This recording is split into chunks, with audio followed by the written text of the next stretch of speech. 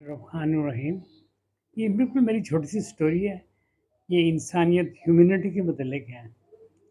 میں امریکہ میں ہی تھا، تو مجھے کچھ کام تھا وہاں، میں کچھ دن زیادہ رکنے تھے مجھے، تو میں صبح صبح اٹھتا تو ورلڈ ٹریڈ سینٹر کے نیچے میں وہاں بینچ بچھا کرتا تھا۔ یہ کافی پرانی بات ہے، یہ میں کر رہا ہوں۔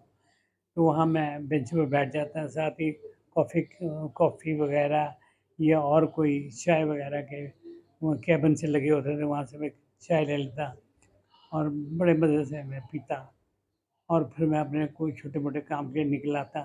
شام کو میں سیر کرتا۔ اس طرح میرا وقت گزر رہا تھا۔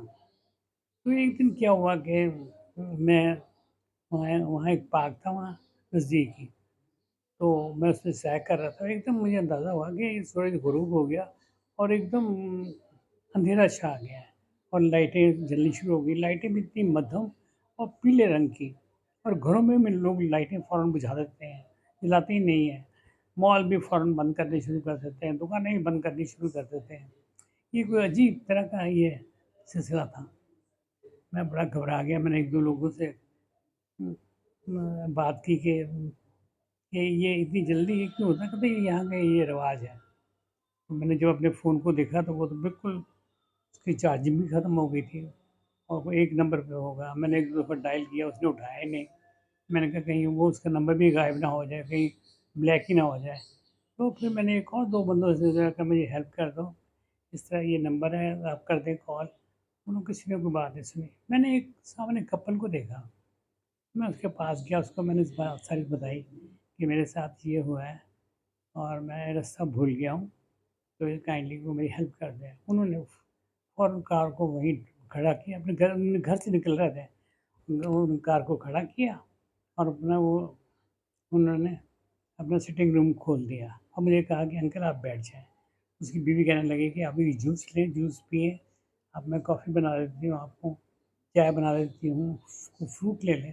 میں بہت ڈرا ہوا، میں کیا، کیونکہ میں نے سنا ہوا تھا کہ یہ نوڈلٹ لیتے ہیں، یہ کرتے ہیں، وہ کرتے ہیں، الٹی سیدھی بات ہی نہ ہو جائے، غیر ملک میں آیا ہوں تو بڑا۔ لیکن اس لڑکے نے مجھ سے فون لیا اور اس کو بندے کو فون کیا، وہ 15-20 منٹ میں وہ دوست میرا آ گیا اور مجھے لے گیا۔ ہم نے بڑا شکریہ ادا کیا، بلکہ انہوں نے شکایت کی کہ انکل نے کچھ بھی نہ کوئی ڈرنکس پی، نہ کوئی فروٹ کھایا، اور وہ بڑے اپسیٹ سے لگ رہا تھا۔ ہاں، تو اس نے بھی بڑا شکریہ کیا اور چلے گئے۔ تو رات پھر جا کے کھانا کھایا، سو گیا۔ صبح اٹھا، تھوڑی دیر کے بعد میں نے دیکھا میرے موبائل پر، میرا فون پر اسی لڑکے کا نمبر آیا ہوا ہے۔ تو میں نے اس کو بات کی، تو اس نے مجھ سے پوچھا انکل آپ خیریت سے ہیں؟ آپ گھر پہنچ گئے تھے؟ آپ کا یہی دوست ہے؟ آپ محفوظ ہیں؟ میں نے اس کو بہت شکریہ ادا کیا۔ میں کہا آپ نے مجھے بہت لک آفٹر کیا، تھینک یو ویری مچ۔